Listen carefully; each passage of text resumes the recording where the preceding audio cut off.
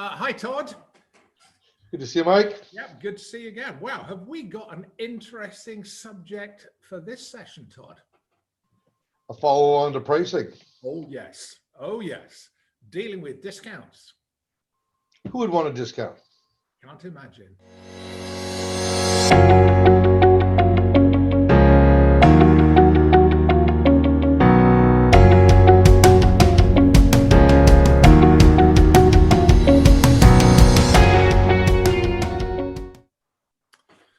Okay, Todd, there you go. Dealing with discount demands. I can't imagine that these ever happen, but there you go. The question I ask myself is, why is it important?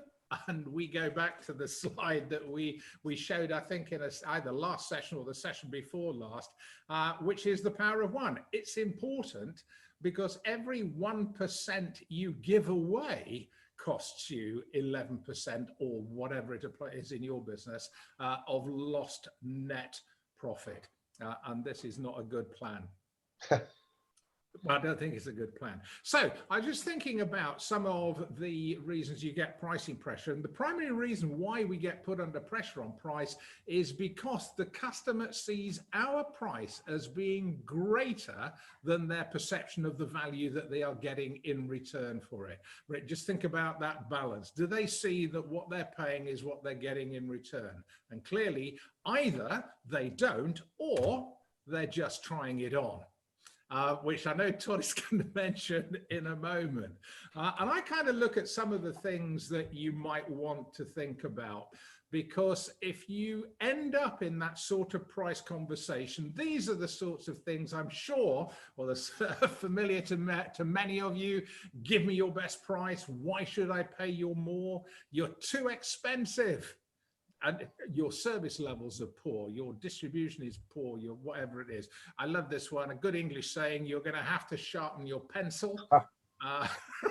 Well, the Canadians and the Americans might have stolen that from you, but and what I love about this, though, when someone says your price is too high, not to sound arrogant, but do you mean my cost or my price? Absolutely. It's a great way to say, okay, and have that reframe about what you can do. But again, usually it's the word price that they use. Absolutely, it is about reframing it. And the other classic is we're talking to somebody else right now and their prices are much lower. If that's true, that's fine. If that's not true, that's utterly unacceptable. And I think you sort of also mentioned, but I've spoken to procurement people who I would describe as very ethical people who would be very upset at anybody lying to a supplier and telling them that they had lower prices when they didn't. That is not the same as saying you're too expensive. And Yeah. I said to a procurement guy, I said, well, hang on a minute. How can you say we're too expensive? And how does it work? He said, because my job is to get the best possible commercial deal for my business. The best commercial deal would be for you to give it to me. Therefore, any price above zero is too expensive. And I thought, well, I can kind of see the logic in that, bizarre as it may seem. So, when I put any others, I'm sure you can think for yourselves of lots of other things that you hear. But so the question is really, why on earth does it happen? And here are just some suggestions as to why it happens. You've got undefined customer value drivers. You are known to rely on discounting to win your business. You fail to understand and communicate value effectively. Those, for me, are the absolute key drivers. You give too much away. You don't realize what it is you're giving away. You haven't monetized the value or the price of what you're giving away. You don't manage price increases effectively. You have a commodity mindset in the business that procurement have told you so often that what you're selling is identical to everybody else's. You actually believe it now. Your pricing is very complex. You have a cost plus culture. There are lots and lots of reasons why it happens, but all of them cost you money. Yes, yes. And I think the other thing that to round this out more is it's easy for them to ask for a price discount. So again, with the work that I've done with procurement, and again, it's kind of a joke, but it doesn't take much effort to send an email, your price too high, or there's somebody else, or send out an RFP or RFQ. They might not even have the intent of actually sourcing that category, but anything that's better than what they have today is a deal. And the person that doesn't have it might be willing to offer a deal to get the new business. So, Yeah. they say it's easy, and they also have said, you want to know what's funny? It usually works. It might not be price, it might be terms and conditions, but it takes me very little effort and very little risk to get you to do something, and you usually give me something. Anything's better than nothing, and I look like I got to win. Well, I mean, I know you do. I talk to procurement people all the time, and I say to them, do you actually tell your suppliers they're too expensive? And they say, yeah, all the time. And I say, why do you do that, even if they're not? And the answer is because in 90% of cases, they give us a discount. Yep. So why wouldn't we do that? Don't do it. This is why having a value default rather than a price default is so important. It does not mean you will never give another discount. That would be naive and ridiculous. But what it does mean is you re-emphasize your value first before you then start talking about price, and only if you have to.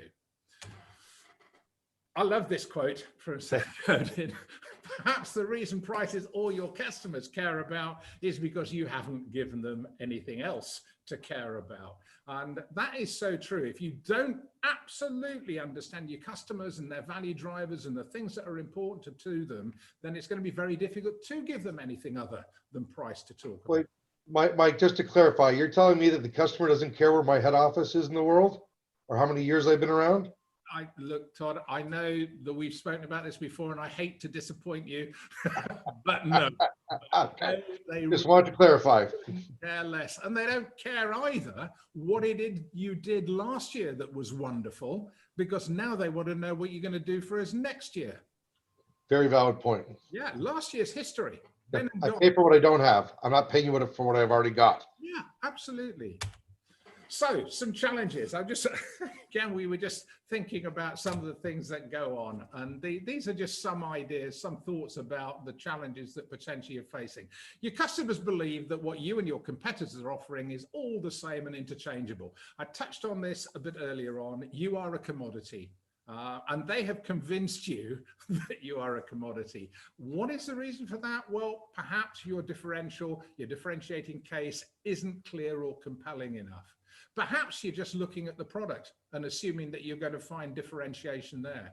And perhaps your differentiation is elsewhere, but you just haven't found it yet.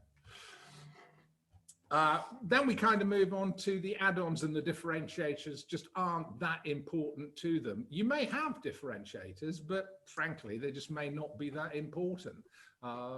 We assume because we can provide them that everybody values what we do incredibly highly, but unfortunately, they don't. Not always anyway. They believe they'll do better elsewhere. So perhaps they are looking at your performance over last year, which was perhaps not as wonderful and robust as you would have liked it to have been. I knew that was going to happen. Sorry about that, folks. And your retention efforts. Remember, the efforts that you put into retention and into customer care and maintaining the relationship are all important. I can remember reading a report a few years ago trying to identify why customers moved from one supplier to another. And the number one reason was they started to feel they were being taken for granted. I think that's a terrible reason to lose business. That is unforgivable, but there you go. It's just not worth the hassle of change.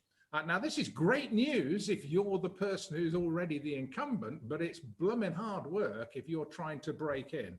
And if you cannot convince a customer, and you're going to have to do this by monetizing the value of what you do, if you can't convince them that it's worth their while moving to you, then that's going to be a struggle. So all of those for me are potential big danger signs. And I'm sure you can probably think of others from your own experience. So kind of bringing those threads together, to defend your prices, you have got to convince the customer that your value is greater than the competitor's value. Because if you can't understand and communicate your value effectively, or if you are dealing with a buyer who is simply not prepared to listen to you, then all you're left with is price. And unless you're cheaper than the competitor, you won't get the business. And my guess is that for you, that really isn't the route that you want to go down. You want to go down the more premium pricing route. So Todd and I were just talking about some potential routes to differentiation. I think it's fair to say, Todd, that we would not wish anybody to see this as the absolute ultimate guide to differentiation. It's just some thoughts that you might like to have. And where and how you can deliver differentiation. Consistency is one great way. If you are always dependable and reliable, and I never have reason to doubt that you are going to deliver against your promises, that has a value. Customers don't like having to deal with problems. And if you are not a problem, that has a value for the customer. Being convenient, obviously, and again, make it easy to do business with you. I am amazed sometimes how difficult some suppliers make it to do business with them. So, and some people say like Amazon might not be cheaper, but it's easy. Everyone gets comfortable with the website. You can search. They show you when it's coming, the delivery date.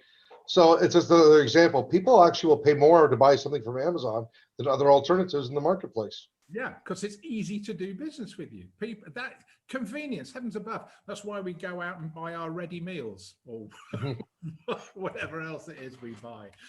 Customization. If you can customize what you do to the specific requirements of individual customers, that clearly and obviously has a value for your customers.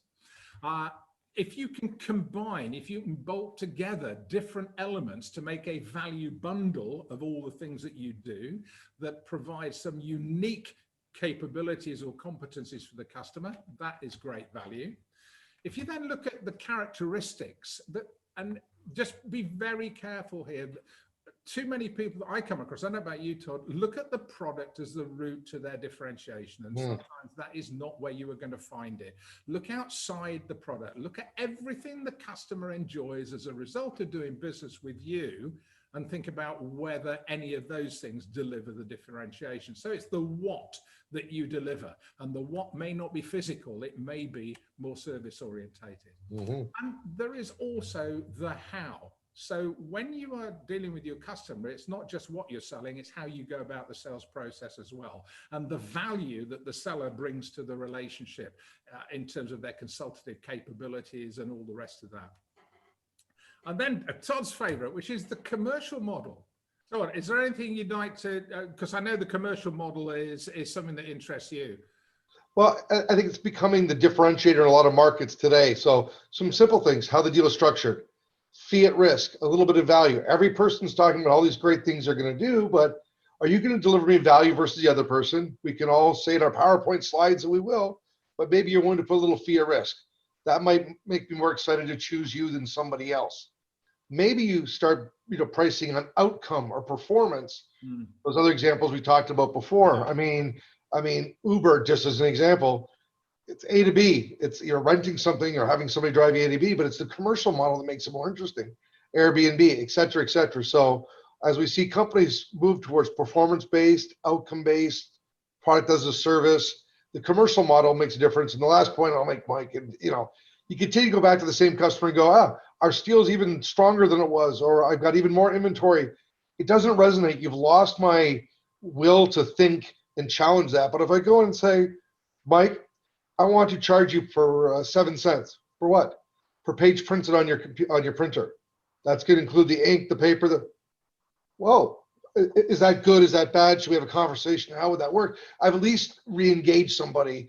And to do that, you've got to come at it with a different approach. The commercial model might be the way to do it. And again, it doesn't mean the customer will always take these different ideas. They might say, you know what? Thank you for that offer, but let's just stay with the normal stuff. I'm comfortable with that. Absolutely. I think it's about being creative outside of just the product and the service that you deliver and thinking about how commercially you're going to deliver that in payment terms or whatever it might be. And it's about understanding what is being bought and why. Is important. So what is the outcome the customer is looking for, and can we actually think about ways in which we can commercialize our offering around that? Just for the commercial models, I'll just like to say that most companies have a structured process to discount. It goes to different levels of authority based on size, et cetera. So if you have structures and processes to discount, do you have structures and processes to guarantee value? If the answer is no, maybe we should rethink it, because giving away value doesn't come off the bottom line. Do you know, that's a really interesting thought, Todd, because my bet is that every procurement person recognizes that every supplier has a structured way of dealing with the discount demand. So all I'm going to do is to test it out. It's there. Yep. And it's easy. I just wondered what would happen if I sat in front of the procurement guy and say, we've got no mechanism to deal with discount demands. We don't do that. This is We're not easy to do business when it comes to discounts. We're easy in every other way, but that's it. So here's your checklist. Number one, have you truly understood the customer's issues and the customer's situation? This goes back to your value selling capability, value discovery. Are you clear who you are up against and their capabilities? This is all about understanding your competitors. And don't forget, doing nothing is right now the number one competitor you face. So you have to demonstrate that you're going to deliver more return on investment than doing nothing at all. Do you have a differentiation that your customer will value? And again, I know we've said it lots of times already today, but look outside the product. And once you've understood what it is, can you and do you communicate that value effectively? Is price the real issue? And again, Todd and I were talking about this before we put this session together. Don't assume that because people use the word price, it is price that they mean. What they normally mean is its cost. And people use the words price and cost interchangeably when they are absolutely and totally different things. If you know that there is a potential that you may have to discount, what are the trade-offs?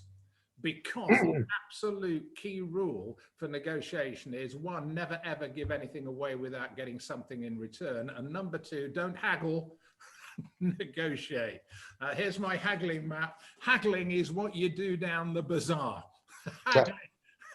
When you want to get that Persian rug or whatever it is that starts off at 27 million screw use, and you end up buying exactly the same thing for a fifth of the price, that is haggling. Negotiation is not haggling. It's about coming to a mutually acceptable agreement between two parties. The deal may look very different at the end of it because the component elements have changed. So your money or your life. If there is anything that you would like to ask us, as always, or any comments you have or any issues you'd like to raise, there you go. You can see our happy little faces and you know where to send your questions. Todd, anything you'd like to add? Go out and get paid for the value you create, and talk to you soon. Sounds like a plan to me. See you soon.